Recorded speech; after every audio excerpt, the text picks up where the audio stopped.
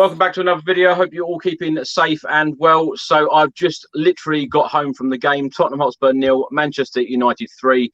That was yet another difficult display, another difficult one to take. I've got three fantastic guests to talk through the game. Nuno Espirito Santo's future, the performance tonight. I've got Richard Cracknell with me. Richard, how are you? Evening, Chris. Evening, George. Evening, Richard. Evening, viewers. And can I just prescribe some well, one of them is magnificent anti-Spurs feeling medicine. And yes, so I'm numbing the pain, but not too much. I can't speak, Chris, but I'm well. The sun will still come up tomorrow morning. Thanks for inviting me on. Brilliant.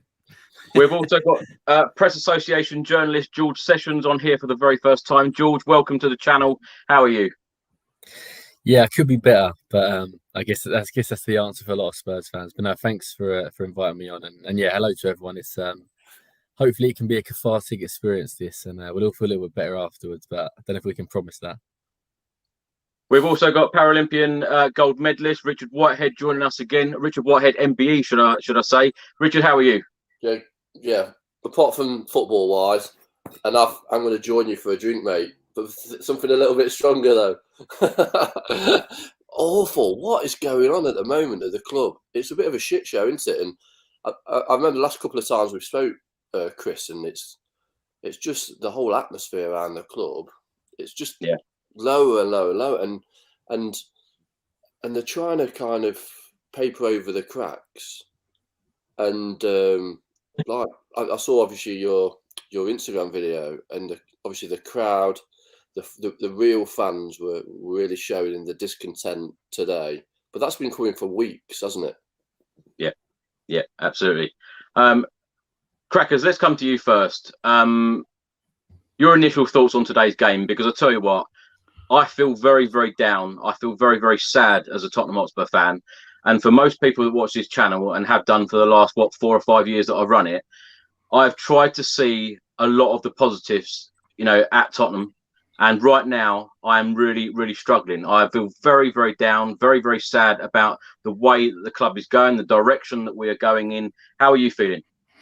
Well, Chris, you're probably one of the people I feel most sorry for, because you're up and down the country. You're in and out of the country following this team and buying tickets, and you're over land and sea, as the song goes. You're spending vast amounts of money doing so and getting served this. So it's those people like yourself that I feel really the most sorry for. I feel a little bit fraudulent almost, because here I am sat out in Lanzarote. I really don't put a tanner into the club, only when I come over and do me Legends nights and I pick up the odd ticket. So it's not even really affecting me financially, but those people, and it's hard times at the moment as well. Petrol's $1.50 like a pint, whatever it is. Electricity bills and gas bills. If you see anybody like cooking with all 4 rings and every lantern in their house, you think they've won the lottery. So it's hard times. Daniel Levy. Yeah, or Daniel Levy, exactly. And these people are still finding the money. 1,500 quid a year to just to actually buy a ticket, and then everything on top as well, travel and a bit of something to eat and a cup of coffee or a beer, whatever your preference is. That's who I feel sorry for, the people that are being served this up and spending their hard earned for it. And it's just such a mess, such a mess. And the disingenuity of it, there's probably a word in there somewhere, but you know what one I'm getting at. Daniel Levy's saying that we need a coach that's going to be of an attacking DNA, and he come out with all this, so he knows what we want. He does know what we want, and yet he's given us this. And it's just like it's astonishing, but we are where we are with it, and that's who I feel sorry for tonight. Those fans that are up and down the country and on planes and everything coming over, and then just having to put up with this. It is just truly, truly awful. I've been going since '74. So what's that? 46, 47 years. And people tweet me that saying, I've been going 50 years, 45 years. They've seen everything like I have. When I was a kid, I saw us relegated, but I never felt this bad. I saw us through that 90s and early 2000s period. It never felt this bad. And that's the problem, because everything is there. That stadium, even the players in the team, it's there. There's the nucleus of a fantastic team, really good, but not this. Just not being served this. It's woeful, absolutely woeful. How can you have a team with Son and Kane up top and not a shot on target in 147, 148 minutes, I think it is now? It's just not good enough. Just not good enough, Chris. I tell you what, anyone around me today must just seem like a broken record, because all I was saying is that second half, 45 minutes against West Ham, no shots on target. 65 minutes against Burnley, no shots on target. 90 minutes today, no shots on target, as you said, Crackers. George, let's come to you. How are you feeling, and how do you see today's game? Yeah, just thoroughly underwhelmed, and unfortunately, that's how I feel like ahead of every Spurs game now. I used to be the most optimistic person in the world. Under Poch, even under Mourinho to an extent, I could kind of see what he was doing. But I just look at our squad, I look at our manager, and yeah, it's drastic, isn't it? We need drastic changes all over, I think. Son and Kane are world-class players. But if we're being totally honest, no one else in our squad is. And that wasn't the case, was it? 2-3 seasons ago, we had a lot of world-class players. So I go into these games against United, against Chelsea. Obviously, we beat Man City, but they always start the season poorly. But you look at the games we have lost, we've lost 3 by 3-0 now, haven't we? We've lost to Arsenal 3-1. And I just don't think actually we're at their level anymore. Maybe Arsenal we are, but not Chelsea. They're light years ahead of us. Liverpool light years ahead of us. And the Champions League final was the sliding doors moment, when I feel like everyone feels like that. And I think that's why it feels so much worse. Rich was talking about he's seen us relegated. Obviously the 90s were crap. We were so close to making that last step and being a huge club, and actually being a club that's going to win trophies. And unfortunately, Pochettino weren't backed, and ever since that one season where a miracle we got to the final, it's been downhill. And I think most people could see that it was going to be like that, because the people at top relied on thinking everything would be fine because we had a manager working miracles. But we were at the peak, and we could have got a bit higher. But I feel like it could be a painful journey for the next couple of years, unfortunately. George, Roy writes on screen now, and it's very similar to how I feel. No shots on target, slow in transition, passing to players in traffic, no direction. It's making it, hard for fans to stay positive, worrying times. You've said you're normally very positive. I'm very positive. What positives can you take from today? I think that says it all, doesn't it? I can't think of any positives. I can't think of many positives under Nuno, really. If I'm clutching, I say Oliver Skip being given a chance and showing that actually he's a young lad that could potentially be a Tottenham Hotspur player for a long time. But aside from that, he's not making the most of a squad, which I don't think personally is that good, but it's a lot better than the performances we're seeing. Because the results table, I don't know how we've got 5 wins. I'd go as far as that. I have no idea we've got 5 wins in the league this season, because we haven't deserved them. And I guess if we're being honest, it could have been worse against United. Could have conceded a few more goals if they really wanted to go for the killer blow. But the fact that the whole stadium turns against him at half time, during the second half, at the end of the game, that says it all, doesn't it? I think it really does, George. Yeah. Richard, let's come to you. Jerome writes on screen now. Woke up at 3:30 in the morning to watch this. I can't sleep now, and I swear Spurs are not good for my mental health. I'm so dejected with this club. How are you feeling after today's performance? Yeah, it's definitely not good for your mental health, is it? Supporting Spurs, following a club like Spurs needs some kind of health warning. I think, especially at the moment, it's terrible. Like, the football is so terrible. You look at previous managers, and it's just slowly got worse. How can you go from the amount of goals that we were scoring under Mourinho to this? and obviously you know what my thoughts on Mourinho were. But like now, it's just terrible, so slow, and I don't think the players have bought into it at all. And also, you look at the confidence that's draining out of the players. Like when Bergwijn comes on the pitch, you just know he's going to fail. He's got no confidence at all. And then that's passing on to other players, like Kane and Son.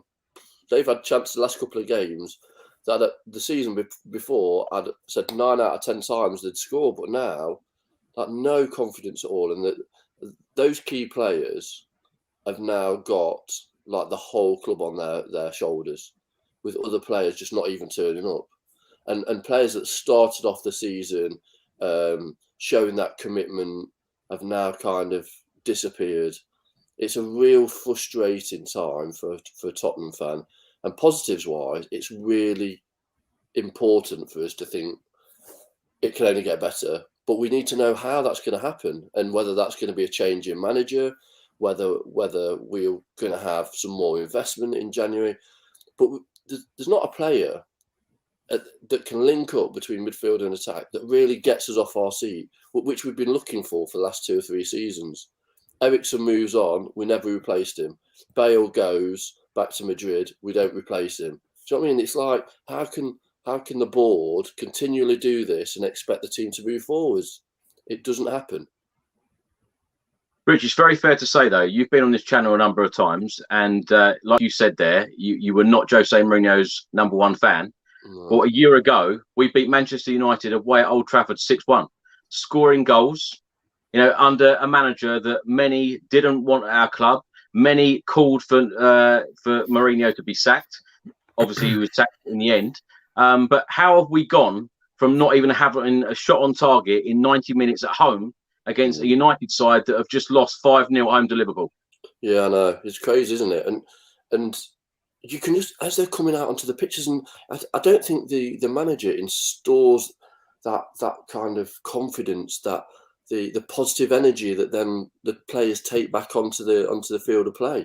I just don't see it. I see players that Ramiro, obviously, he's like up for the fight. He showed that, and I think he's going to be a great player for us if he stays with us. I think that's going to be he's going to be a great leader for the team. But then a lot of the other players have just gone missing, and they just don't seem like they want to put a shift in. Retention of the ball has been piss poor. Terrible. We don't seem to know where our teammates are. There's none. We used to have those partnerships where people would play in partnerships on the wing or in midfield. We don't seem to have them anymore. It's just very frustrating. And we don't even turn up for a game and then play crap. We just play crap all the time. And like George was saying, how we've won 5 games this year, I don't know. We've been poor. Like I was in Tokyo, obviously, and missed quite a few of the games live. But then seeing the results and that was just after that we went on that 3-game winning run.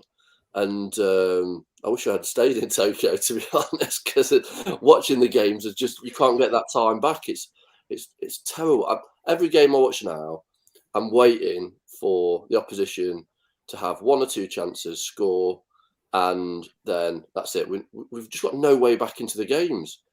Last season, we'd go behind, and then at least you'd feel that we've got the firepower to get back into it. Now, confidence-wise, is 0. The impact from the manager through substitutions is 0. He makes crazy substitutions that nobody likes, and I think it looks like his time's coming to the end at Spurs.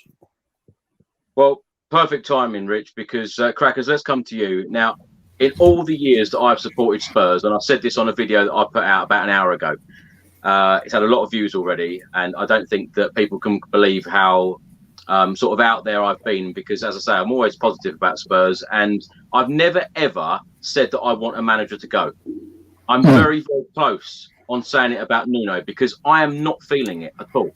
You know me, Crackers. I go to every game home and away. Yep. All the Europa Conference League games away, etc. And I tell you what, I'm really not feeling it under Nuno. You know, feel free, anyone in the comments, to try and give me some positives on Nuno, but I'm really not feeling it. Crackers, Nuno in or Nuno out? What are you feeling about Nuno right now? Oh, it's Nuno out, definitely, and that's the quick fix here. Because, like I said to you, we've got Lloris in goal. Romero looks like a decent player. Royale looks quite royal, actually. He's really settling in. So you've got the Skip and Højbjerg in the middle, decent enough, and then you've got Son and Kane up front. So there's 7 players that we know can put a shift in. But he's just not getting the tune out of them. He's not a Tottenham manager, Chris. Same as Jose. Not a Tottenham manager. These people are just not Tottenham managers. And, so the quick fix is get rid of Nuno. Get somebody in that's willing to get us on the front foot and play a bit of football. We were looking at Conte at one stage and other managers that would have got us. Potter turned us down. But why has he turned us down? These are the things we need to look at as well. But okay, so we've got a board that doesn't seem to want to pay the money for a manager. Conte wanted to come in with a lot of his backroom staff and et cetera, and it was, word got round, but it was going to be too much money to bring him in. We have got that money, by the way. I'm absolutely convinced of it, but we didn't want to spend it. So if we're cutting our cloth accordingly with the current owners, and more on that later if you want it, but I'll stay well clear of them at the moment. If they're going to be here for the duration, none of us can really do anything about it. They own the club lock, stock and barrel. So it'd be very, very difficult to get them out. So let's just assume they're staying. Bring in somebody like Scott Parker. He'll come in. He'll be a manager that's within the budget restraints that ENIC place on the club. He's a manager that would play some football that we want to see and start bringing in, along with Paratici, who I don't think now is actually a really good fit for the club, to be honest. Being an Italian director of football, I think he's just got that Italian mentality. I thought that he might actually be the answer, but I'm just not sure where he's taking the club is where we are as a club in our history. So bring in some younger players and just start building a project. Because if that's our budget restraint, then do that. At least serve us something up we can get behind, that we can watch, that's a little bit on the front foot, and get beat 3-0 by Manchester United, but get beat 3-0 having a go. Getting some shots off, just something for us to cling on to. Okay, we've got beat today, but I could see what he was trying to do. I can see what Parker's trying to do. I can see what this young player's trying to do. I can see what he's trying to build. Because at the moment, it's nothing. It's absolutely nothing. And, be hung as a sheep as a lamb, it's one of those situations. So, the club's just rotten from top to bottom at the moment. Absolutely rotten. At the top, no leadership with football wise. Listen. While we're on the subject, Chris, I will speak about them. Monday morning, Daniel Levy should really be offering himself up to 5 Live, TalkSport, anybody else that will listen, and come out there and apologise for that today, and apologise for the direction that the club's gone in. That's what he should be doing. He should be offering people a free cup game that came today, part of their season ticket. We won't charge you to come in for this as an apology for what we've been serving up, and going and putting himself up in front of a few independent broadcasters that might ask him a few difficult questions. That's the first thing he should be doing Monday morning, stepping up and taking some responsibility as the chairman of this club. But you and I and everybody knows Monday morning, he'll be back in the office and he'll be phoning Lady Gaga's manager and the Foo Fighters manager and Eddie Hearn, and he'll be like on the phone to the bank arranging more property to buy like it's some sort of mad monopoly game. And you know, that's what he'll be doing Monday morning. He'll just be unaccountable. He might get wheeled out in front of the state TV and like set his own questions, like he did before with Tottenham's channel. And you won't hear nothing from him. Absolutely nothing from him. And I think that's the minimum he should do, is come out, front up and say, I'm the chairman of this club. This isn't good enough and I will deal with it. But, you know, are we going to see that Monday? I very much doubt it. George, let's come to you. Now, the worrying comments that Nuno has said in the last couple of games. Now, when he was asked by one of the journalists after the West Ham game, did Tottenham lack creativity? He was very definite in his answer. No, no, no, he said no 3 times. You know, Tottenham didn't lack creativity. And then he came out and said that Burnley were a very good team and it was a very good game against Burnley in the Carabao Cup. Today, we didn't have a shot on target. How are you feeling about the manager? And of course, as you rightly said earlier, you know, in that second half, he took Lucas Moura off, Steven Bergwijn come on, and your own fans, after just a couple of months of being in charge of the job, your own fans at your own stadium are singing, "You don't know what you're doing." He doesn't inspire confidence, unfortunately. And I think, given he was obviously 7th or 8th choice, whatever it was, whoever the manager that come in needed to actually be someone that inspired Harry Kane. Because Harry Kane's gone from having Pochettino, who obviously had a great relationship with, he loved Mourinho. Us fans didn't love Mourinho, Harry Kane did. And yes, Harry Kane is massively underperforming. But given the summer he had, he needed to have a manager that was going to inspire him, that was going to get him on side, get him playing as well as he could. And unfortunately, he looks at Nuno and thinks, this is a guy that, all right, got Wolves promoted, but Jesus, he had a bloody big budget, so he should have got Wolves promoted. He did okay at Valencia, you know, didn't do very well at Porto. He hasn't got a track record. It's not like it was when Poch come in, you know, 2014. You know, there is, you know, parallels with them two in terms of, you know, not a huge amount of experience, but the massive difference that Poch had, and the reason Poch got time and how he turned it around, was the style of football. He come in, he was brave, he was bold, he gave youth a chance, he made some big decisions early on, you know, sort of excluded Adebayor early, which a lot of people were surprised by. And you could actually see, like Rich was saying, you could see what Poch was trying to do. And with Nuno, you can't see what he's trying to do. There's no game plan. You know, Harry Kane just sort of left to be on his own up front when he clearly needs some sort of, you know, somebody to link up of. And him and Son, you know, linked up wonderfully last season. And you know, Nuno is obviously a massive issue, but I also look at the director of football now and I think that's a huge red flag that Fabio Paratici, for some reason, thought Nuno was a good fit for Spurs. You know, I think Daniel Levy or somebody at the club come out before the appointment and said, we will get a manager that will play attacking football, that will know the values of Spurs. Well, no offence to Nuno, he's the complete opposite of that. Mourinho was the opposite of that, hence why everyone lost their shit. And then we bring in basically a crappier version of Mourinho, someone that plays negative football and doesn't win trophies.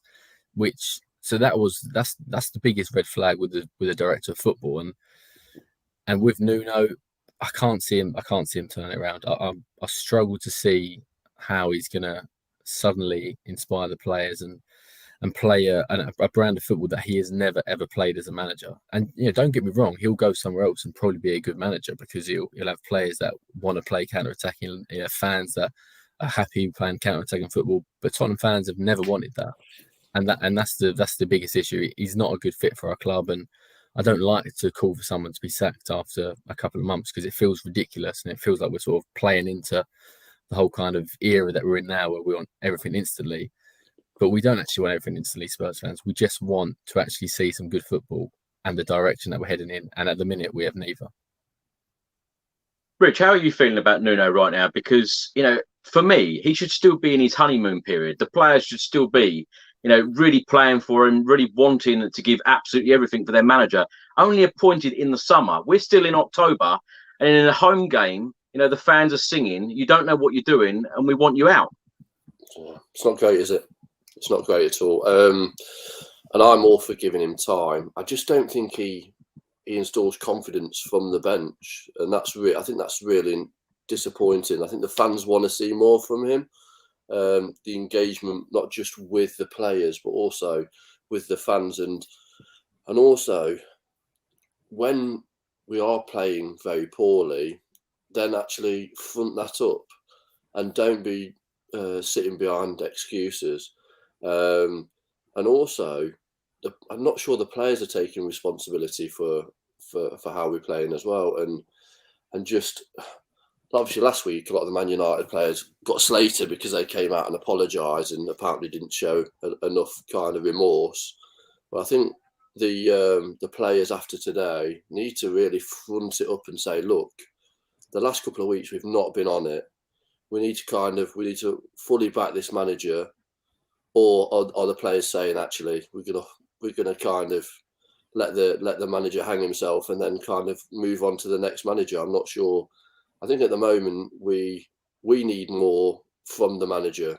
The problem with obviously previous manager was he was the total opposite. He'd hang the players, he'd criticise the players straight away, and that didn't then motivate the players such as like Dele Alli, etc.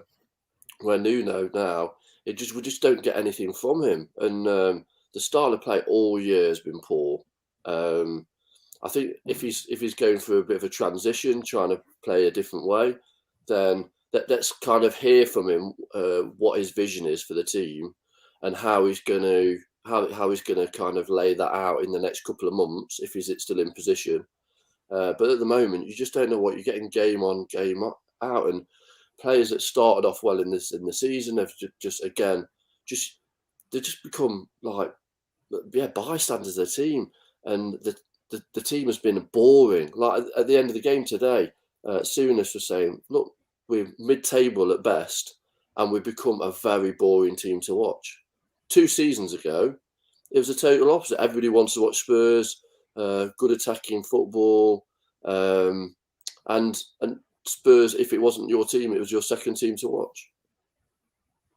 Do you know what, Rich? I don't know whether you agree with this, but I actually thought that we were a better team under interim boss Ryan Mason than we are under Nuno Espirito Santo. Would you agree? Yeah, no, definitely. And also because Ryan had that connection with the fans, and he wasn't as expressive as maybe more experienced managers were, but you kind of knew what he was trying to do. And yes, he made some mistakes, but they were mistakes in one game. The next game, he then obviously changed his approach to incorporate the mistakes that he'd made. So he was learning on the job, which obviously you don't really want to do when you're fighting for Premier League points. But he had that connection, and I don't think we have that with Nuno, and I'm all for giving him chance to do that. And for my Wolves friends that are fans, they say that he's a great guy. He's all about community. He's all about kind of getting to know what the club's really about and embracing that. But at the moment, he's miles off it, and we're not about about short-term gains here. We're about a style of football that we want to see week in, week out, and we're not seeing any of that. Crackers, let's come to you. Gavin writes a question on screen now. We can all look at the current manager, but it goes down to lack of investment, like you said earlier, at critical points in the past 2 years. We're at the start of a new journey and won't be back for years. We can all talk about the period of time that Pochettino didn't get money to spend or didn't spend money for 518 days. But really and realistically, I think it's a bit of a cop out, really, in my opinion, where we all keep saying, yeah, but we should buy this player, we should buy this player. We know today and last week and the week before, there are 11 players on the pitch more than capable of winning a football match against some of these teams that we've played. Why are we not doing it? I just think it's down to current team tactics. I mean, people are talking about Kane. He doesn't want to play for us anymore. That there may be a little bit of that in there, but I would point people to the fact that Son's not getting any shots on target either. Now, Sonny does want to play for us. You get the feeling that Sonny and Lucas, the 2 players there, that would play for anyone. They're just them types of people. They will play for any manager. Whoever comes in, they'll come and give 100%. Now, if we had some stats of Sonny's got 7, 8, 9, 10 shots off, and Kane none, you might say to yourself, well, you know, Kane's just not pulling up any trees, but neither of them are getting any shots. So it's shots away at goal. So you have to start to look, to think to yourself, well, then maybe this is a tactics issue. So it's all very well. A lot of people are seeing the comments saying, oh, Kane, drop him. Kane, get rid. Kane don't want to be here. Kane. Get a manager in that wants to play some attacking football and that sets us up to get the ball into the front two, and then see. Because if we do then get some stats, as I said, where Sonny's got plenty of chances and Kane's pulling out from them, then you can start to say to yourself, looks like Kane don't really want to be here. But at the moment, the tactics are so awful, you can't judge anybody. Even down to Dele. Dele Ali doesn't seem to want to play. I don't think he wants to play for this guy at the moment. I know he's, you know, gone backwards under sort of 2-3 managers. But Lucas always gives the ball away in that final third. But he's always trying to pick out 1 or 2 players in the box and thread that through the eye of a needle, because he's got nobody up with him, because the tactics isn't allowed for any players to get up and give him more options. So I think it's very difficult to judge quite a few of this current first 11 until such time as we play tactics that these players clearly want to play. It's so negative, but we've got a bunch of players that were Poch's players. Then we've got some that were Jose's players. And now we've got some that are Nuno's players and Paratici's players. It's just such a horrid mismatch and mix of different types of players coming in. So we need someone to come in with a clear identity, a clear DNA, a clear program and vision of what we want to do, and stick with it on the front foot, getting players up the pitch and trying to win, like actually score some goals, get some shots off and win games. Then we'll be able to see which players are doing what they, you know, what they can and can't do. So it's very, very difficult to judge players at the moment. Yeah, tactically, mate, as well. We're embarrassing. Also, set piece. What the hell is going on? And like corners, we haven't scored from a corner all season. Free kicks, terrible. Like nobody's got. Like there was one occasion today when I don't think anybody wants to take the free kick. I'm not going. I'll take it. No, it's a left footer. I think the Celso wants to take it, and then it was like, I'm going. What is going? We have got no idea. Nobody's taking control. No leaders on the pitch, and like you said, tactically, what are we doing at the moment? Yeah, absolutely. I think. Does anybody know what we're actually doing when we set up? Whether it's a back 4 or 3 at the back, what are we actually doing? What is our best formation? What is our best team? I actually think though that a lot of the players we need upgrading a lot of the players. I think it's we need to have a little bit of a reality check and look at some of the teams around us and go, have we got better players than some of these other mid-table teams? And probably not. I just feel I'm going to jump in there. That's exactly what I think. I cover Crystal Palace with PM Media, and I honestly look at Crystal Palace's team and I think Eze would walk in this Spurs team. Mark Guy at the back is a defender I think it's got a huge future. He would play over Sanchez. I think he'd play over Dyer. Zaha would get in this team. I know he's not always consistent, but he'd easily get in this team. Edouard would be a great backup for Kane. Why did we get him? There's and they're not the only team. There's loads of other sides that you can look at mid-table and say, actually, yeah, there's Spurs are not the top 4, top 6 club that I actually thought we were probably as recently as 6 months ago. And you're right. You look at the squad now, and I said earlier, take away Kane, take away Son. I don't think there's anyone else that's world class. Lloris was world class, and maybe he's the closest one.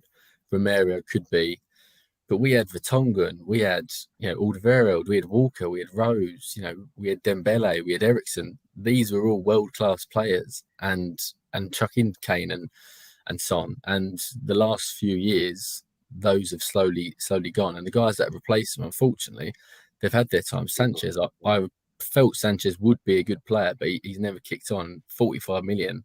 It's a huge waste of money. On Dembele, I really like, but again, 50 million. He's been here 2 years now. He's not proved to be a 50 million player. Lo Celso's the exact same. And that's where you look at people, the people that are spending the money. But having said that, a good manager improves players. And the last two managers haven't improved a player. And Dean on the screen there is talking about Conte. I know a lot of people are skeptical about Conte. And we probably won't get him, to be perfectly honest. Maybe we could have got him in summer. What you can say about Conte is he improves players. Look at Lukaku. Lukaku, before he went to Inter Milan, to what he's come back to Chelsea is now, is a completely all-round forward. He was never that before.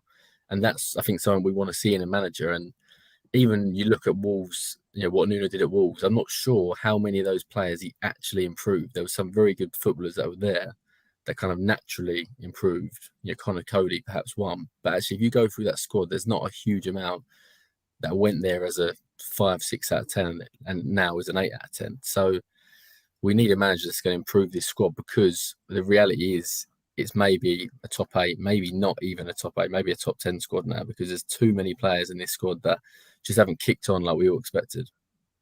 But George, look at Vieira today. 1-0 up at City, gets to 80 minutes, brings on another attacking player.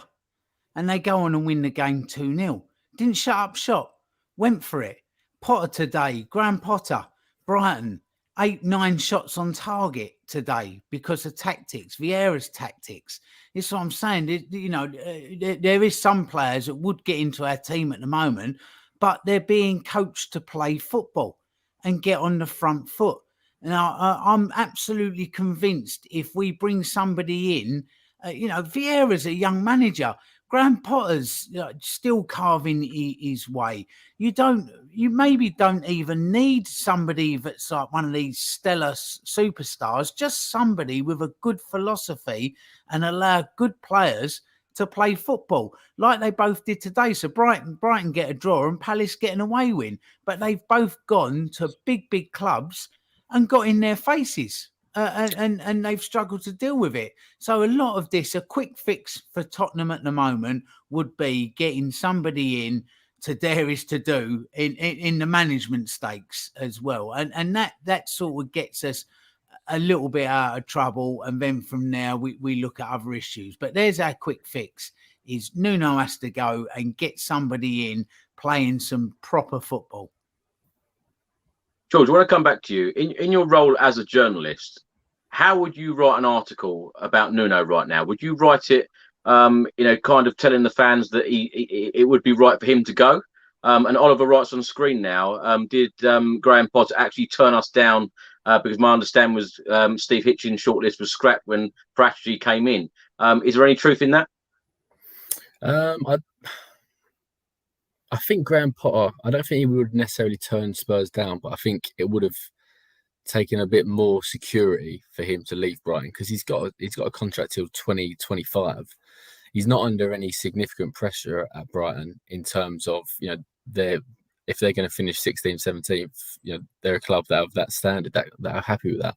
But what he's doing is transforming the football on the pitch, and I think he would have been really, really good for Spurs. I did think it in the summer, having watched Brighton a fair amount last season, that he improves players. I just said that he is one. You look at that Brighton squad. There's so many players in that team that have improved a lot. Not just forward wise. Neil Maupay has really kicked on this season, but even going defensively. Lewis Dunk is not an England potential international player, but the way he's performed over the last couple of seasons, yes, he is.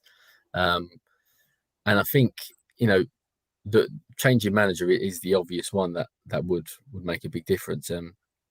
Rich just mentioned Vieira. None of us would ever think it, but actually, if Vieira was Spurs manager, we'd be doing a much better job. He's somehow transformed Palace's style of play, which is not too similar to our Spurs kind of play at the minute in terms of being quite organised and they actually can see goals, Spurs, but sort of counter-attacking. And Vieira's gone into Palace and within 3-4 weeks, he's completely transformed how they play football. So it is possible. And obviously these players, if they are playing, these Spurs players, if they are playing more attacking, Kane's going to obviously look better if he's in a side where the fullbacks are bombing on. And I do take Richard's point. We do have, someone like Reguilon. He's a very good attacking fullback. He's not as good defensively, but if he's bombing on, whipping balls into the box, and you've got someone like Dembele that's actually linking the play when he is on it, then we're obviously going to look a lot better. But yeah, at the minute it's hard to know what our tactics are other than being organised and being solid. And with Nuno, unfortunately, he's very, very boring. I don't mean that disrespectfully. He immediate a press conference, as we saw Pochettino. I hate harking back to him, but Poch was really fantastic with press conferences. He knew that he was using a press conference to speak to the fans, to tell the fans whether we were in the shit and what his idea was, where things were good, to not get too excited, because around the corner probably was a bit of a slippery road. And he just judged his messages, not all the time, but a lot of the time, really well. And unfortunately, I think Nuno looks at a press conference and just sees it as an inconvenience when he could be on the pitch coaching. And unfortunately, when you're at a club that is playing twice a week in terms of European football, league football, over the course of a week, you've got 4 press conferences. If your message is the same, tough game, tough team, we have to be ready for the challenge, we are trying our best to improve in training, after a week, fans will be bored of that. The journalists are bored of it. Already, I think the journalists are listening to Nuno. They're asking him questions. He won't talk about individuals. He won't talk about transfers. He wants to always focus on his coaching and improving at the training ground. It's boring. It's boring for us fans and the media to listen to. So what are the players thinking when he's saying similar messages at the training ground? And it goes back to, I don't think he's the inspirational character that maybe he was at Wolves, but the bar was a lot lower at Wolves. He went to Wolves as a championship club. He couldn't really do a lot wrong for it to be a step in the right direction compared to what it has been.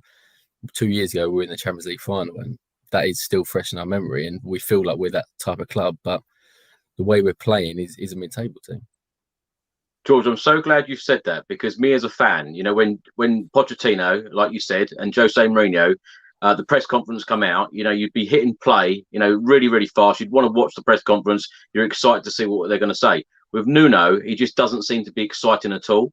Doesn't be enthusiastic. He's even said to some journalists, don't ask me that question. That's what you're there for. Fans want to know answers to things, and he doesn't seem to give too much away. But at the start of the season, I've even said to people, friends, family, and so on, said, well, Nuno must be different with the players in the changing room. Do you think that is the case or not? Yeah, maybe at Wolves, and this is a really key point, at Wolves, he worked with a very small squad. If you look at the amount of players that Wolves used the last 2 seasons, and the reason they sort of struggled last year because they lost Jimenez, he only uses really around 14, 15, 16, 17 players. And that is basically what he built it on at Wolves, being a real tight-knit culture.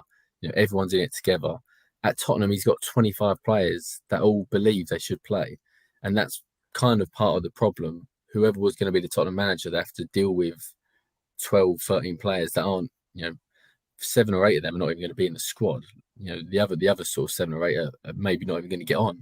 And that's part of a manager's, mantra and his remit, that he has to manage these sort of egos. And Nuno, I believe, is really used to working with smaller groups. And, maybe there's a handful of players at Spurs that are kind of, are with him and trusting his message. But probably the other 15, the other 20 are not feeling it because, they're either not in the team or they don't really see what he's trying to do. So that's part of the problem. I think he probably is, there's no doubt he's not a bad manager. But I don't think he was ready for a club like Spurs that want to be challenging for trophies, want to be in the elite European competition, Champions League, not in Conference League. I don't think he was ready for that. Rich, I've got to ask you the same question because obviously you're a motivational speaker as well. Would Nuno motivate you? You know what? I was just thinking exactly that. More not from my point of view, but like the players. How did they think what did they think when Nuno was first appointed? And I remember watching the Amazon documentary when obviously Mourinho was, and they were like, the players were like, oh fucking hell, this is going to be like, it's either going to make or break us. He's going to tell us that either he doesn't like us or he's going to put his arm around us. I think with Nuno, he just doesn't have that aura around him. As a professional athlete myself, I know that I have to have people around me that kind of give me the extra like 1% that kind of try to force me onto that next level, upskill my own kind of skills, and as well try and give back to the manager to upskill his as well.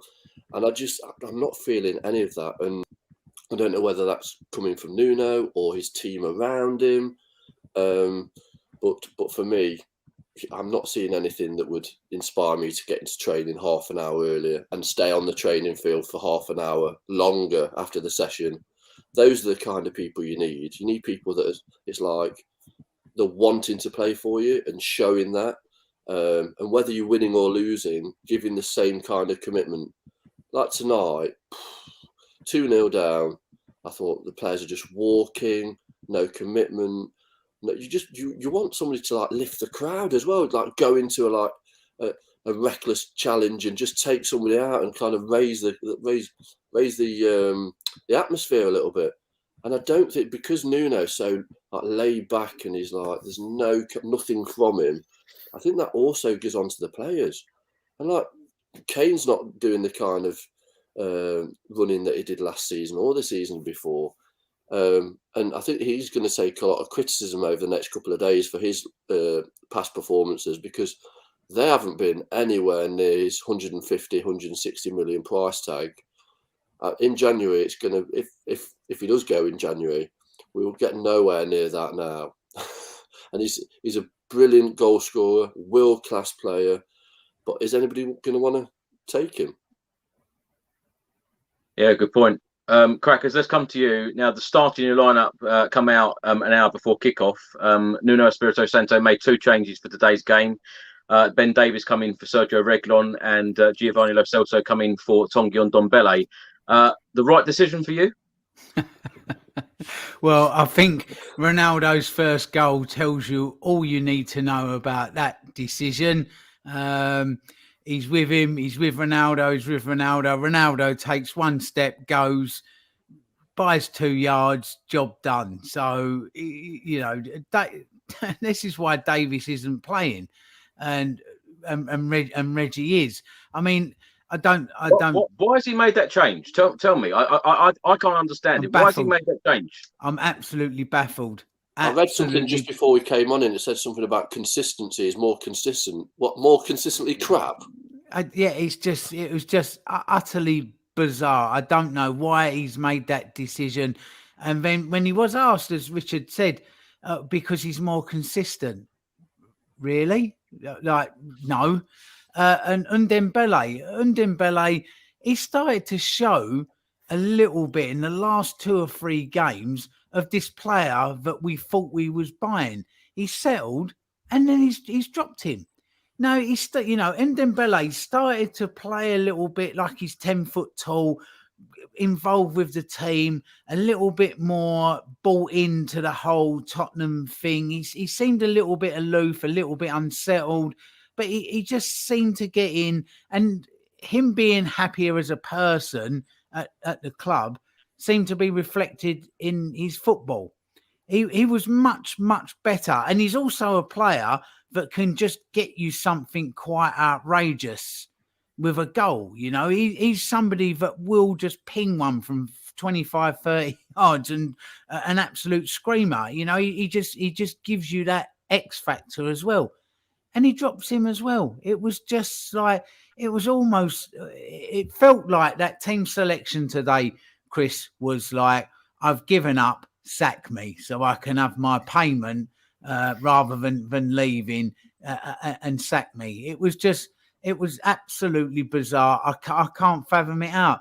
You'd have to ask Nuno. And if you did ask Nuno, he'd probably just give you a 1 or 2 word answer anyway and wouldn't elaborate any further than that, and just probably tell a journalist, how dare you question me, you know, which goes back to what George was saying, where he's just not really fronting up to the media. I mean, I saw a comment a little while ago saying that I still had the ump with Nuno because he was rude to my friend when he interviewed him on BT Sport. But as I said at the time, you know, I've known Jeff Brazier for a lot of years, and I actually declared my friendship with him.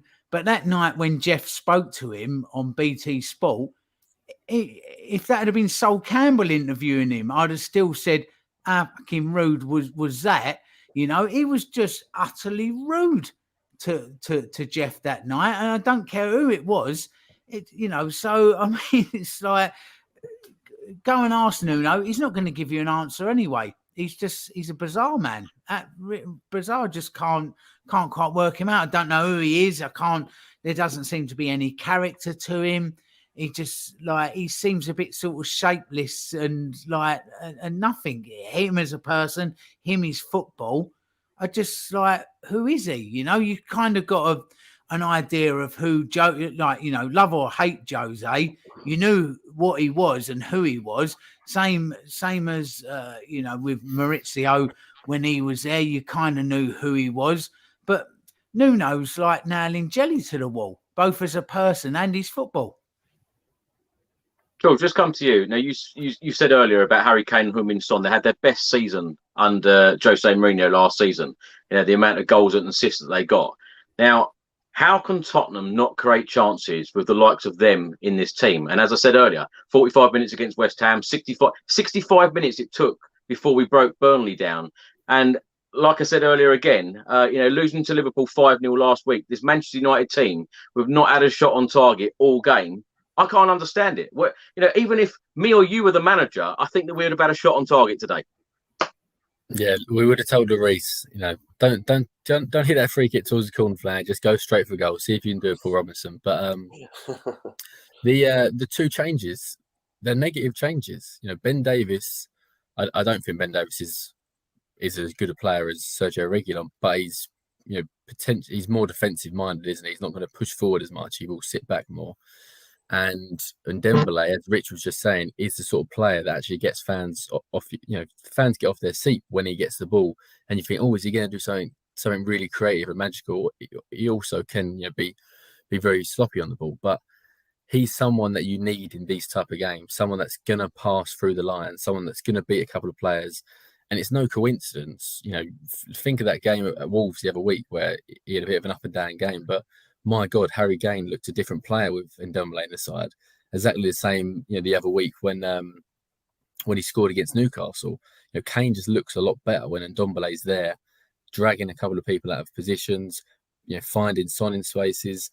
And Lo Celso, is a decent player, but he's more hardworking and industrious than Ndombele. So both those changes were negative. So it's no surprise really that he's, Nuno has looked at a Man United team that have just lost 5-0. Instead of going for it and really kind of, using the crowd, because, if Spurs go for Man United in the first 15, 20 minutes and they get an early goal, the crowd will be, crowd will be all over the United team, and the pressure will just, increase on Ollie. But instead of looking at it with that mindset, he's gone more negative and maybe thought, Man United are going to want to respond. Let's keep it tight. And that isn't the way we want Spurs to play, unfortunately. And it didn't really massively surprise me that when you saw those changes and the fact that we've had no shots on target, those changes are a result of that.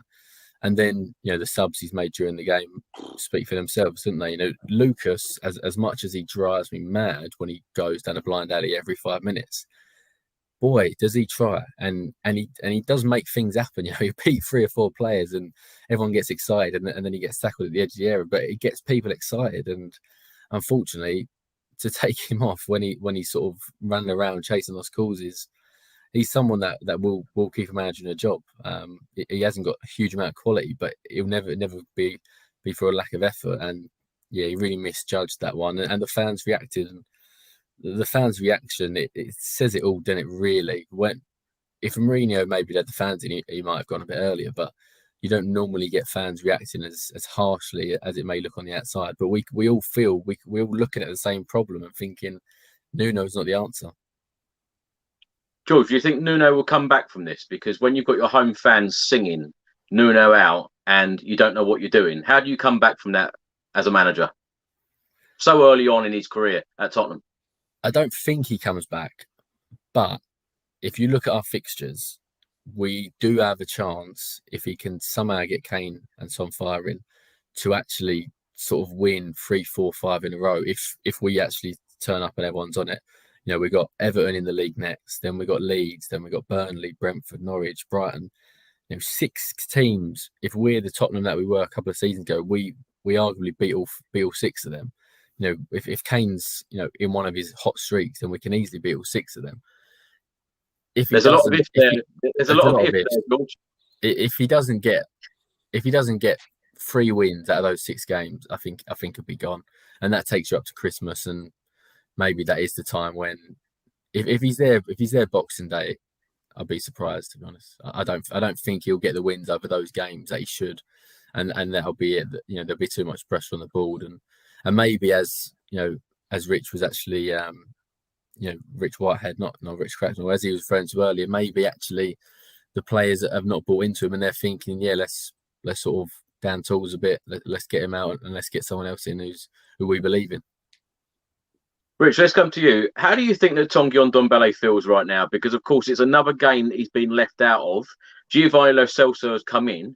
You know, what has Giovanni Lo Celso done to warrant the starting place today? And you know, Ndombele has had such an up and down season, and I don't know. I'll try and be positive about Giovanni Lo Celso. What is his best position? What does he do for us? And why does he play so different for Argentina? And it's obviously because the players that he's got around him, he's able to do his work with those better players. And Tanguy he needs time in the team. We saw a couple of games back to back, and then all of a sudden you're getting these like little gems where, again, he's a player that needs confidence. He needs players around him and also time on the ball to do his little runs and move the ball through the channels and just keep the ball moving. Without him today, it was just, the performance was flat. And that was one of the things that I was really kind of, when I saw the lineup, I was like, really? And like George was saying as well, we didn't go into the game today to win. We went in the game today not to lose. And against Man United, that have just took a hammering, that was always going to happen. With them sitting back, giving us more possession, they were just going to hit us on the break, bring on their weapons from the bench, the young, fast, attacking players like Rashford, and they're going to hit us on the break. It was always going to be a matter of time. They've got world-class players in the team. When you look at our team, we haven't got many of them. We've had no real weapons on the bench to be inspired by, and that is the problem. I think that, for me now, it's about when, not if, Nuno goes. Do they look at the fixtures that's coming up and go, this is actually key for a new manager to come in, get the confidence up, and like when Jose came in, the first game, obviously won, was it 4-0 at home? And all of a sudden he was like, this is brilliant, it's ride this wave for the new manager. Will the board look at that and look at it as an opportunity before the next break to get somebody else in? And because Nuno just isn't working now, I was going to ask that, Rich. How do you think that Daniel Levy felt today, hearing Nuno out so soon? Because, as I keep saying, you know, he's only been there for a couple of months. I find this incredible, the fact that this has happened so soon. And also that the fans have turned. I don't think they're really, because he wasn't the number 1 or number 5 or number 6 choice manager. We were always kind of going, this is a hard sell to the fans. It's not inspiring. It's not that kind of real big appointment that we really wanted. Somebody with that international experience that players are going to want to come to Spurs because of the manager. And some players do, obviously, because of their leadership qualities, and to then push that player on to the next level. Without that, and then the fans then vocalising by leaving early, as well as singing they want him out so soon, he must be thinking, not just him, but also his other members of his team that have done that Nuno appointment. What are they thinking now? Are they going to back who they've appointed as manager, or do they now go, actually, we made a big mistake, we need to kind of cut our losses and move forward, which is obviously what the fans want. But I think Spurs as a team and as a board, they're gonna stick by him for a couple more weeks and see how the the land lies after that, which I think is wrong. I think when we last spoke, Chris, and I know we said that maybe Nuno's not the right person for Spurs, and it's showing now. His inexperience with a team like ours is showing. He doesn't have the ideas creatively at all, and the team is lacking within that in the team too. Crackers, if it was to happen and Nuno was to go, then what? Because we've waited 70 days to appoint Nuno Espirito Santo. What on earth would happen next? Now Manny Man writes on screen now, no manager is going to want to take the job now to ruin their own reputation. Who would we get in next? What would happen next for you? Well, how about somebody out there in football looks at this team and then thinks to themselves, do you know what? I think I can come in here and turn this bunch of players around and start getting some results and start getting Spurs back up the table and start getting Spurs playing and start getting a worldwide huge fan base of Spurs fans going, I like this guy. So somebody could actually come in and improve and increase their stock and their reputation. So by definition, football managers are ambitious people. There will be people out there, managers out there that will go, yeah, do you know what? I'll have a little go at that. Because I think Tottenham's got a bit of a reputation in football now of being a bit of a poison chalice. So if you come in and don't get anywhere, you can go to your next job and they say, why did you fail at Tottenham? And then as a manager, you turn around and say, did you see them clowns I was working for? Like Enoch, this is why I failed. Like, they had me doing the job with one arm tied behind me back. So you can kind of like odds off if you do get sacked, just citing this absolutely pathetic clown ball that have got no idea of football whatsoever, and just put it on them and go and take your next job in football. But if you do well, you're going to be a god. Like if somebody comes in now and turns Tottenham round, everybody, Sky, BT, all of them, us doing, these YouTube channels and everything, everyone's going to go, wow, here's your man. Look at Poch. Poch sort of, drifted around doing a few jobs, was at Southampton. With respect to Southampton, it's not exactly, kids running around the streets of Brazil wearing Southampton shirts, is it? Or, they're not Real Madrid or Barca. In he comes to Spurs, does the job that he does, gets stupidly sacked because, as I said, Enoch are clowns and got no idea of how football runs. Now he's managing Mbappe and your man like for Argentina. It's like, there he is in one of the world's biggest jobs. He's managing Messi and Mbappe. So Man U are looking at him. So come in and increase your stock. You could well do that. You really could do it if you turn it round. And I do wholeheartedly believe that if somebody comes in and just gets playing football, we get results with those players. That we have got the players there. Sure, there's a few that need to go. There's a few that need to look at themselves. And some of our players that we've brought in have been woeful. Absolutely. But, Fergie bought Jemba, all managers and clubs get some appointments wrong and some it. And I'm sure that somebody would come in. Plus, if you throw enough money at any manager in football, money talks, they will come. So you can go out there and get the right manager. I don't believe it's a poison chalice, to be honest. George, in your role as a journalist, who's really impressed you as a manager, and who do you think would be a good fit for Tottenham Hotspur Football Club if Nuno Espirito Santo left the club or was sacked even by Christmas, as you said?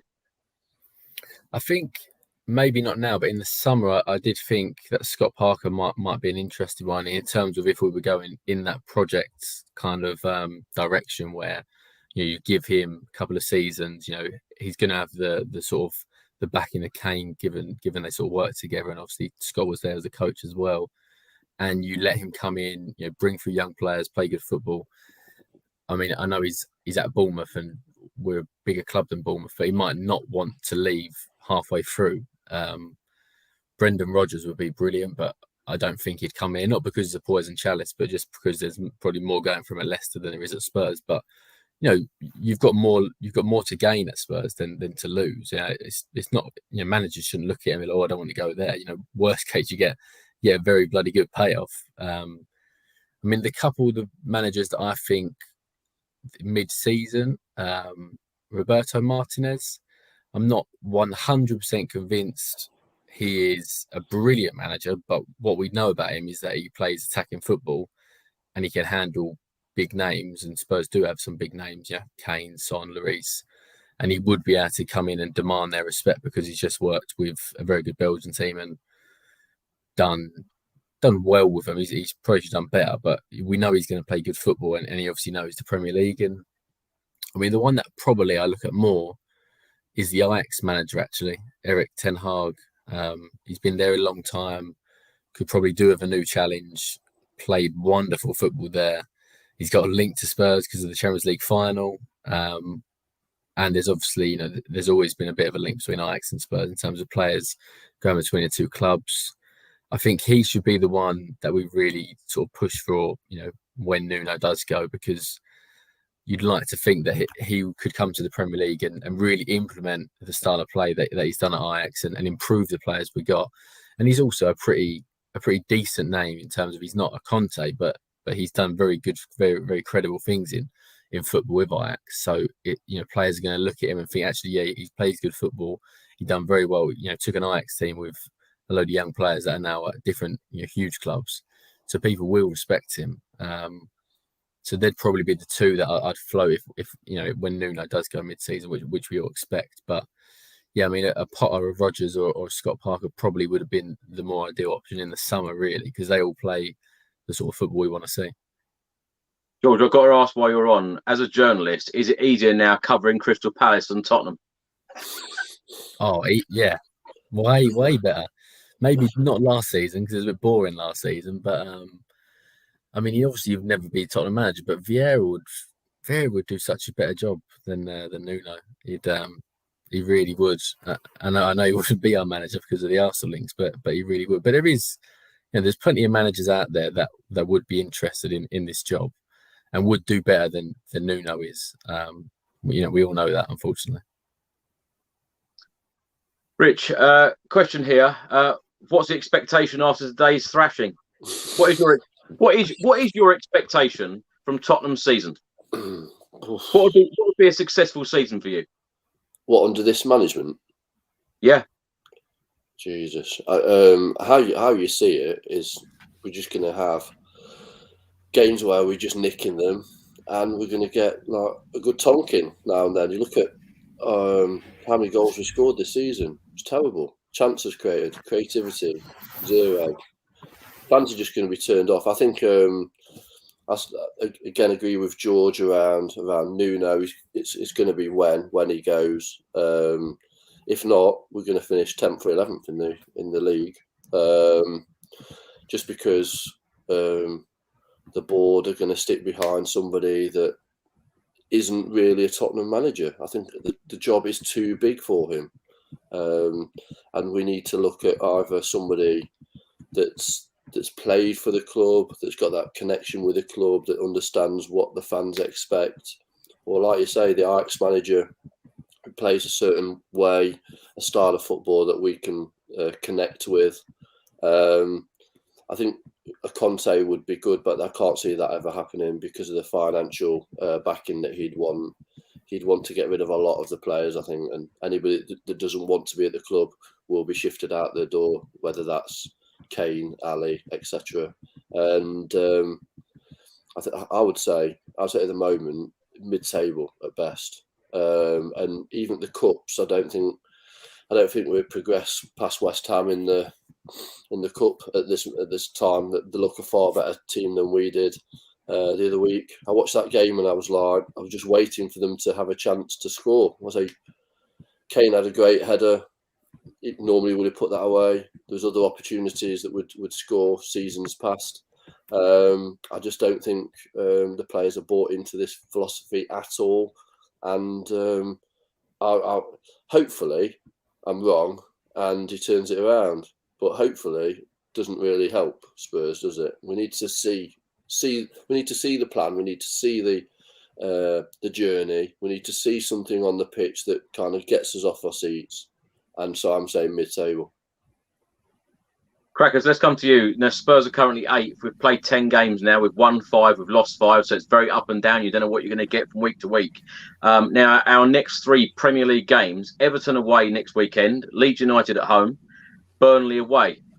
I know it's that old cliche, but, you know, is there any easy game in the Premier League? Because if I asked you now, you know, who would you like to play in the next Premier League game? Norwich at home, would we win that one?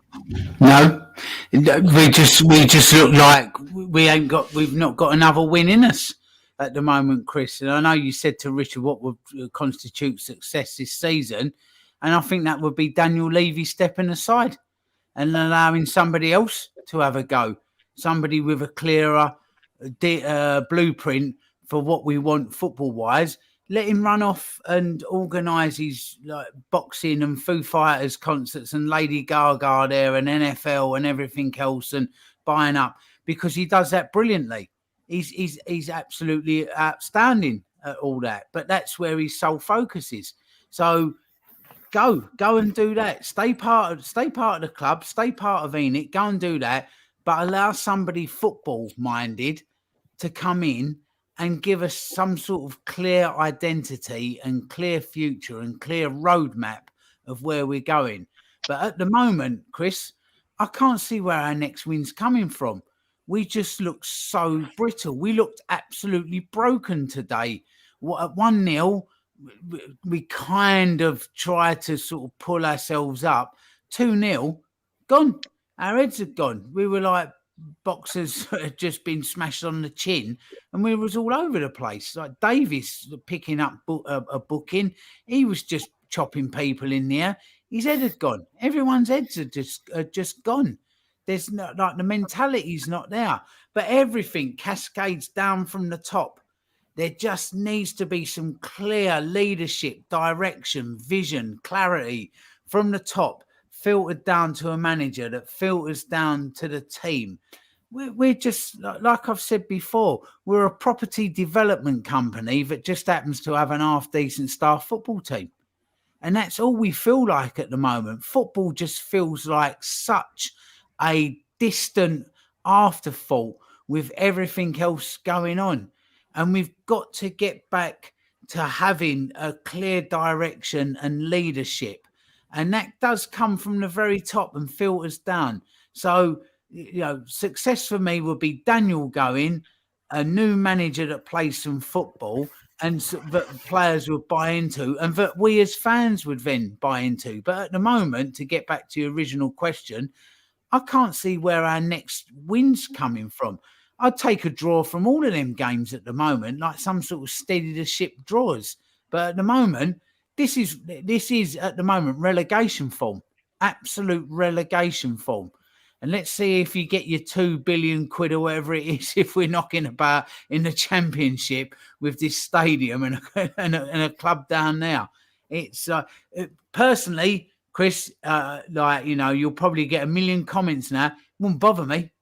Would not bother me. Like I've said before, Spurs played on the streets. I watch them from the pavement. They're my team. I don't care where Spurs play. But it killed them. It killed their finances.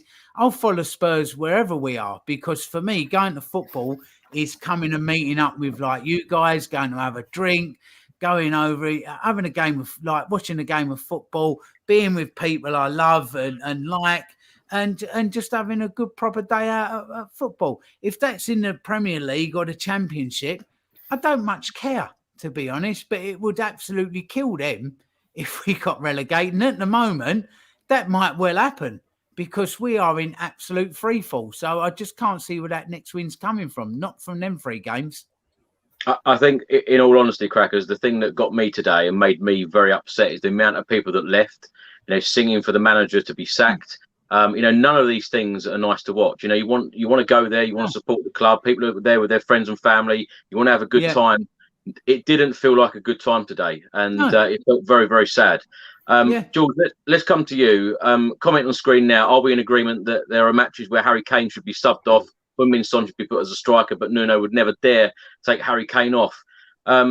George, I've got to ask while you're on, what have you made of Harry Kane this season, the situation? Of course, we all know that there was that possibility of him going to Manchester City. Do you think he's giving 100% for Spurs right now? Probably not, no.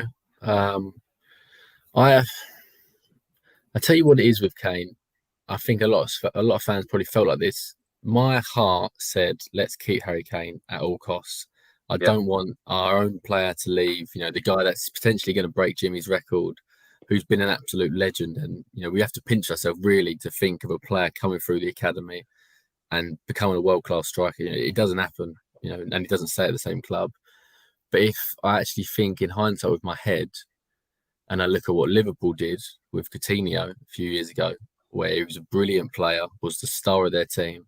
They sold him, bought Alisson, bought Van Dijk. It transformed them. And really, if we're being totally honest, that's probably what we should have done with Kane. It's easy to say in hindsight, I know, but he come off the back of a bit of an indifferent Euros, but he still got, 4 goals, didn't he? He was obviously top assists, top goals last season.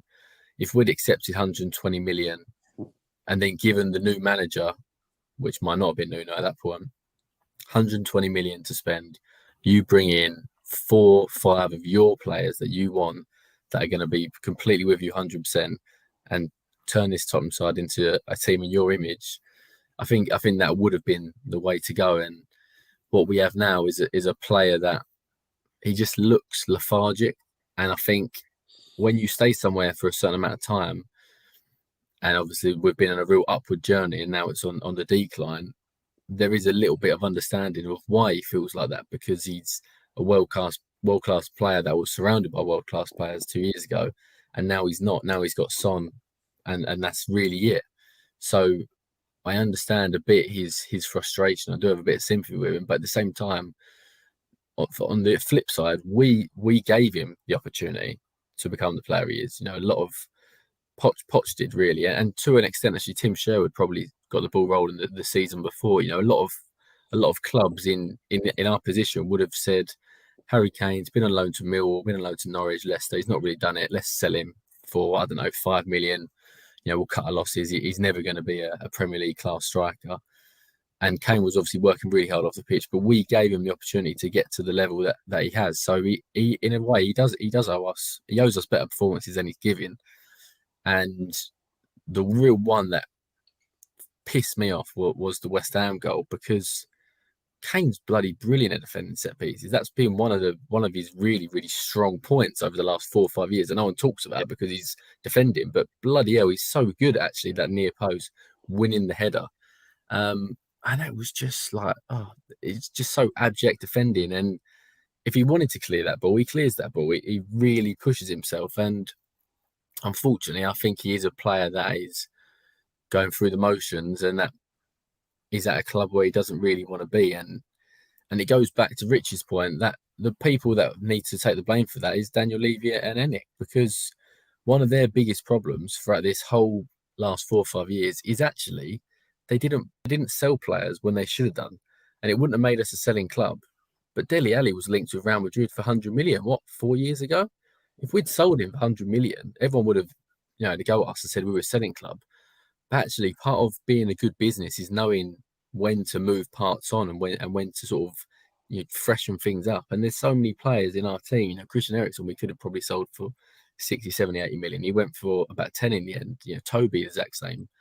There was probably times where we should have sold some of these really brilliant players and reinvested in the club. But Ennick and Daniel Levy seem to have a huge issue with selling because they want more. They want to get the best price possible, and that's absolutely shot us in the foot the last few seasons. And Kane is probably the biggest example of that. And like Nuno, I unfortunately think the only way it ends with Kane is that he leaves, because it's getting to the point where it's probably not toxic yet, but it feels like if we keep Nuno for another couple of months and things get even worse and Kane continues to not scoring, once Nuno's gone, then the aim of the anger will go towards someone else. And Kane is the next one on the firing line because of the way he acted in the summer in terms of not coming back to training and all that nonsense. And he didn't refuse to train. Well, if he didn't refuse to train, he would have released that statement Monday night. He wouldn't wait until Friday, a whole week later.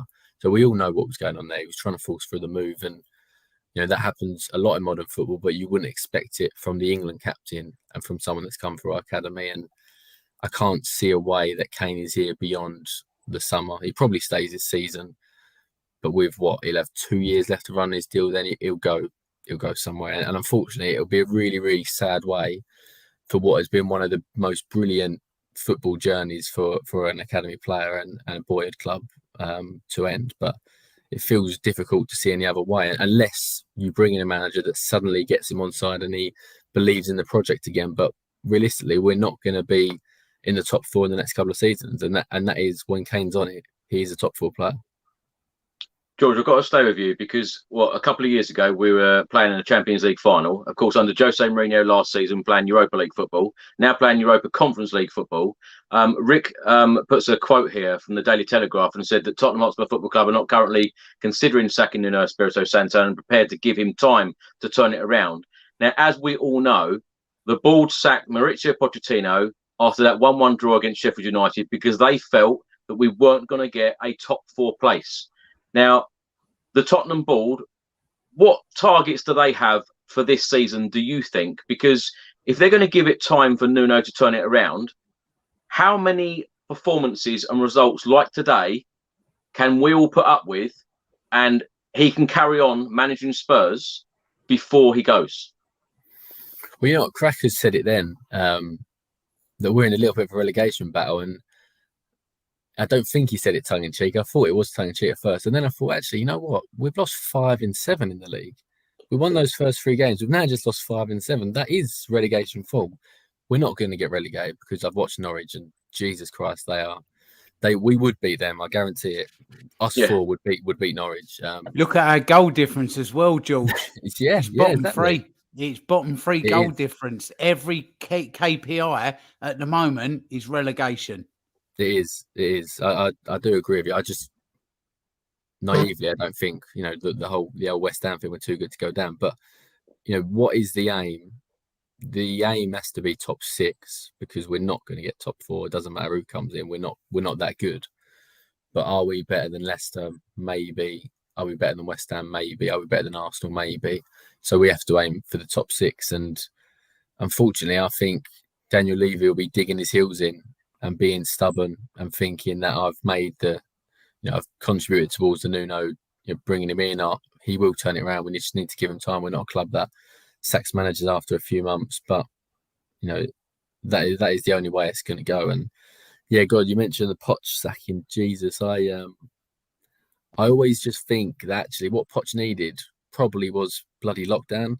He probably could have done with a month to 2 months where actually kind of chilled out a little bit and just took a step back, and it wasn't 24/7 relentless football that it takes out of everyone. That's why managers now don't stay at club for very long. And Klopp had a bit of that, didn't he? Where he had a really bad season when Van Dijk was injured, but they stuck with him and he got through it. And I think Poch would have done the same. But we're sort of talking about if buts and maybes and dream realities. But the board have got Nuno only got a 2-year deal, so it's not exactly going to cost them a huge amount to get rid of him. And the way the football is, 5 defeats out of 7, it's not going to go. We're going down the table. So it will get to a point if he doesn't, like I mentioned, with those 5-6 games we got, if he doesn't win 2-3 of them, he'll be sacked. I think he will be gone by Christmas. But really, he probably could be gone by now because if we swallow our pride as a club, we say, we made the wrong decision with him. It wasn't the right football. It wasn't the right man for us. It wasn't the right person to inspire Kane, Son, Levys, etc. We need, let's just cut our cloth here and make the decision early, and then we'll hopefully salvage the season somehow. Rich, let's come to you. A comment here from Stephen on screen. If you cannot motivate, you cannot lift, sadly. Now, I feel like in today's chat so far on this video, we've all gone in quite hard on Nuno. You mentioned players earlier about not putting shifts in as they should be. obviously we're going through a transition, we're going through this rebuild. Only so much could have been done in the summer. Are there any players in the current squad that you would have moved on last summer? And what does actually need to happen for Tottenham to challenge again? Yeah, we need to definitely move players on when people call them deadwood. But for me, I think it's just about their shelf life with the club has reached where it can get any higher or contribute to the team, and then they need to move on. And it is really important that fans know that motivation is important for a team. You need to have the motivation to be better. And that's what, when the players cross that white line, the manager has to obviously take account for the training and how he's setting the team up. But as soon as those players cross that white line, the players need to take accountability for how they perform and obviously with the results. And I'm not hearing any of the players kind of come out and not necessarily apologise, but just say, look, we're going to work harder, we're going to put a bigger shift in training, and we're going to make all these things right. And I'm not hearing that. So there's lots of the players that players like Sanchez, and I'm a massive Dele Alli fan, but he needs to move on. He needs a new challenge. You can just tell that he needs, and that was probably a season ago that he needed to go. Obviously, it looks as though, from what we hear, that he's not really on the same page as the last two managers around work rate, around buying into the style of football. And if that's the case, obviously you need to cash in. And I think our opportunity to get the best price for players such as Dele Alli have gone. His 2-3 years ago, the price that we probably could get, we probably get about 10 million for him now. It's which is really disappointing, because he can be a very, very good player. I wouldn't say a world-class player, but a very good player. But I look at our team, and I've done it over the last couple of games, and I've just gone, where have we gone from when I was in Madrid watching that final to now? And I've just, like, the players that we've lost, we haven't replaced, or the players that were in that team have not got better. They've definitely got worse. And the mistakes that the board's made with the managers has really kind of knocked a lot of the confidence in the players. The players will come in with this kind of high expectation about kind of delivering, pulling the team up to the next level, continuing the progress of the team. Whether it's a long-term vision or not, we still want to see that they're actually improving year on year. Where I'm not seeing that at all. I'm seeing that there's a lot of players that are just playing to get either a move, or a lot of players now in the starting 11 need to be moved on. Crackers, any positives from this season so far? Because of course Christian Romero's come in. He's looked a decent player for us, but it's just such a shame about these results and the way that we're going at the moment. When you bring in a player like that, Serie A, defender of the season last year, you bring in a player of that caliber to come into the Tottenham team. And when we've said so many times on this show, particularly last season under Jose Mourinho, the defensive back line changed pretty much every week, and now it just seems like the problems are up the other end. We can't score goals. Yeah, there is some positives, and it'd be churlish not to try and pick those out. I think Royal's a very good player. I think Romero is a very good player. We re-signed Son as well. I think he's a huge player, not just as a player.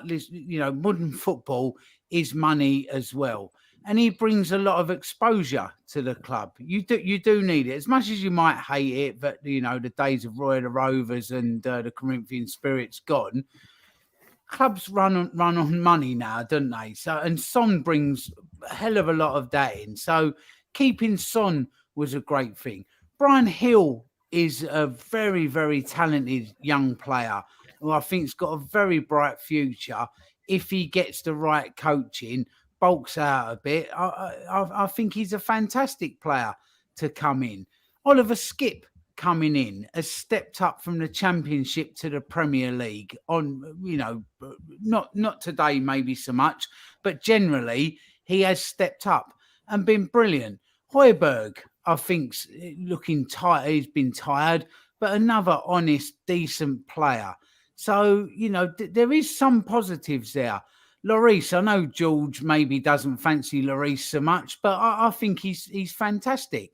I think when he goes, we are really gonna miss him. But coming through the ranks is Galini, who I think has got that real lunatic, great goalkeeper attitude. I played to a fair level as a kid in goal, believe it or not, and my son's doing very well. So between the pair of us, you can kind of pick out who's a decent keeper and who isn't. And Galini looks like he's going to be a decent keeper given time. So there is some positives. This is what I'm saying. There is the green shoots of recovery there.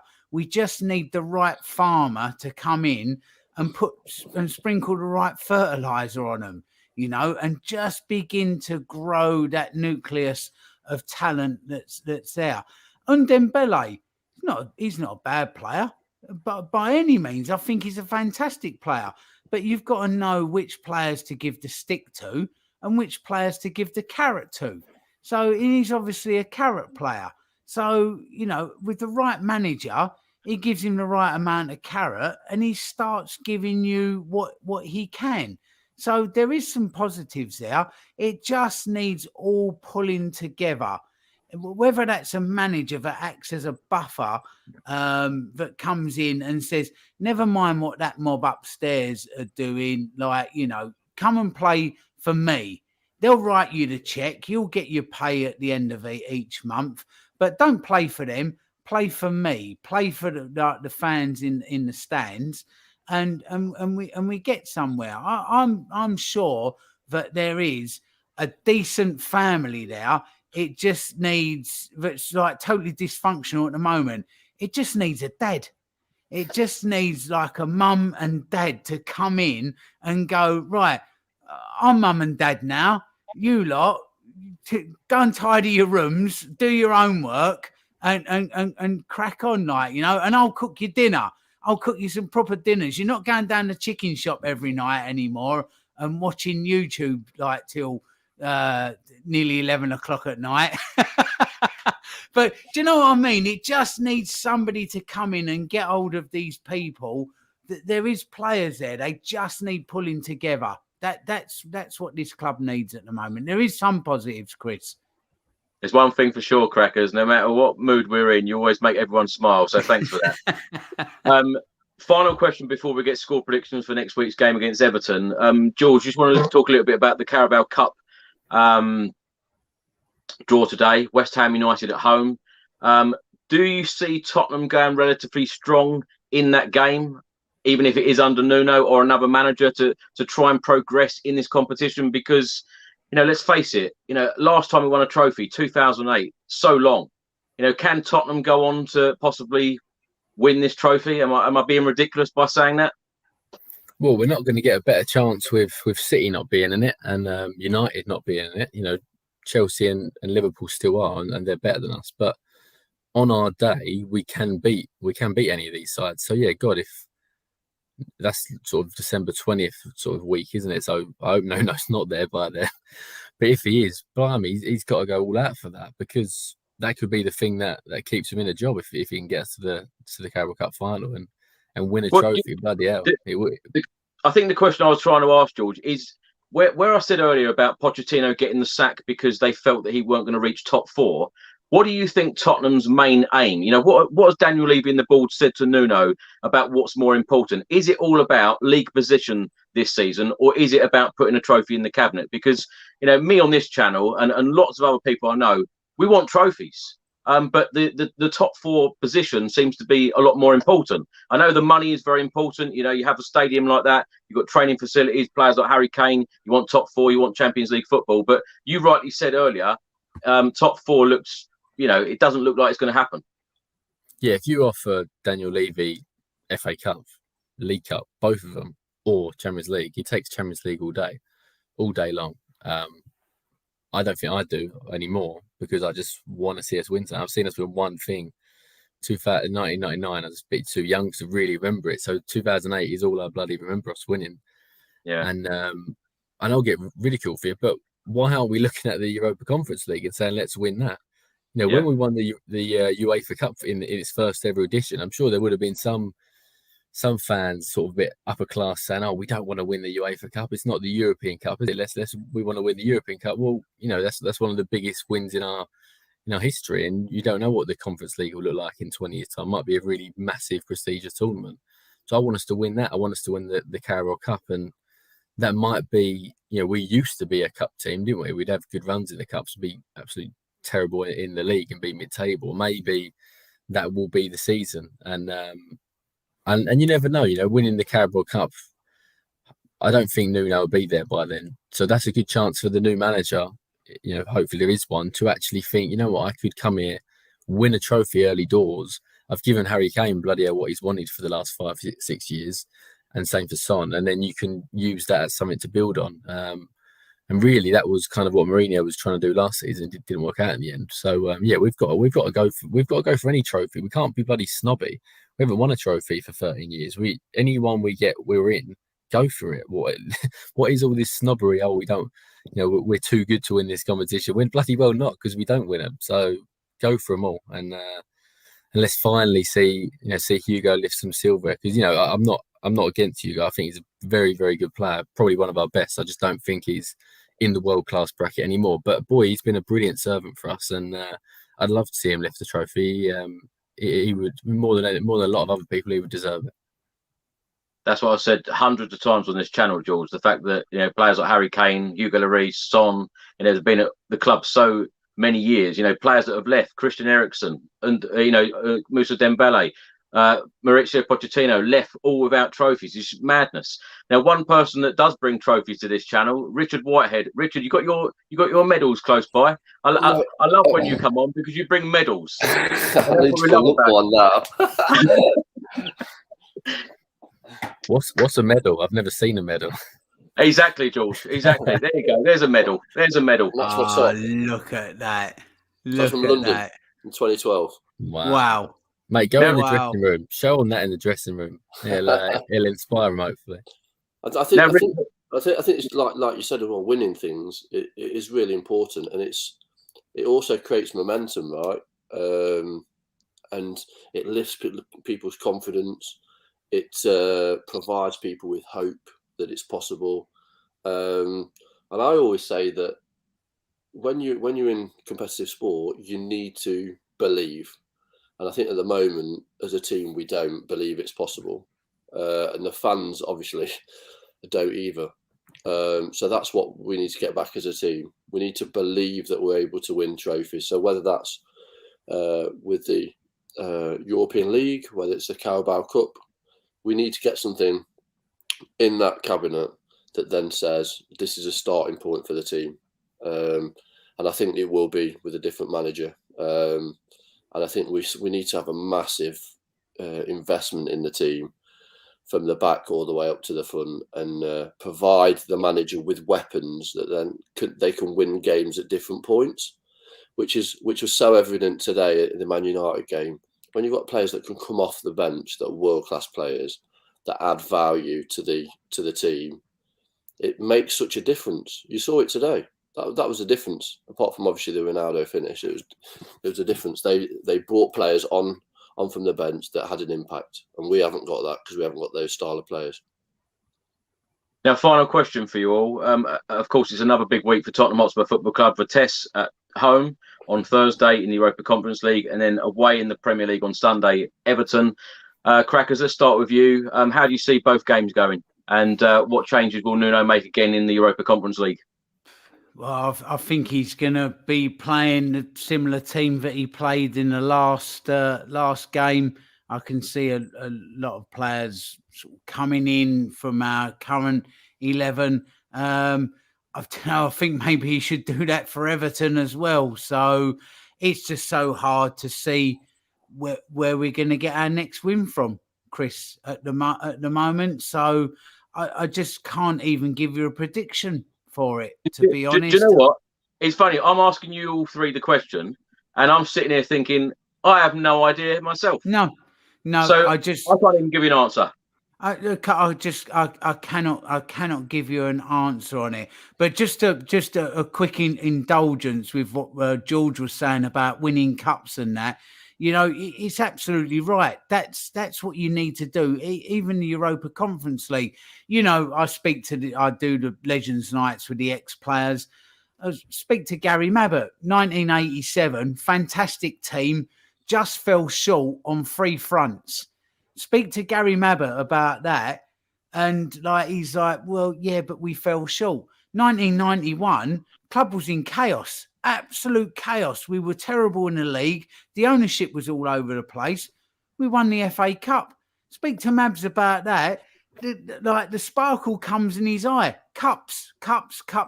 They breed success. They breed wanting more. And that, you know, as George said, get that over the line. Get even the Europa Conference League. Then you can go on to want something a little bit more. Give players something like that. Get them over the line with one thing. It leads on to other things. At the moment, going back to what we was talking about, Thursday night and next Sunday, I can't tell you, Chris. We could go and win it 3-0. We could go and lose it 3-0. We're just so Jekyll and Hyde at the moment. But he'll make wholesale changes again for Thursday because it's all eyes on the Premier League. If we finish one place higher in the Premier League, it probably earns us more money than winning the whole lot of the Europa Conference League. That's the issue. And the club will be putting an emphasis on Sunday and getting 3 points and driving up the league rather than winning that Europa Conference. So unanswerable at the moment because we just got no DNA, no direction, no sense of where we are. It's just all upside down.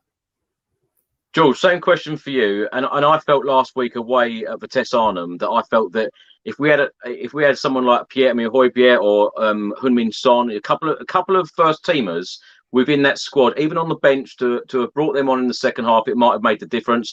Do you think Nuno might go a little bit stronger in the Vitesse game on Thursday? Going into the Everton game as well on Sunday. I think he does actually, because if he loses that and it's in front of, 40, maybe even less than that 1,000, then it's just another nail in his coffin, isn't it? If he plays Kane, plays Son, plays all the big guns, then really we should beat Vitesse. We lost them 1-0 and we were pretty rubbish, weren't we, last week? But, if we'd gone a bit stronger, you feel like we would have got a result. So I think he goes strong and I'll be positive and say we win. And then we'll probably go to Everton and produce a 0-0 draw, and everyone will be a little bit like, oh, it's a bit rubbish. So, but yeah, go on. We'll get 4 points this week and be something to build on, maybe. That's a positive. Richie, Richie's feeling the same. Clutching at straws. Yeah.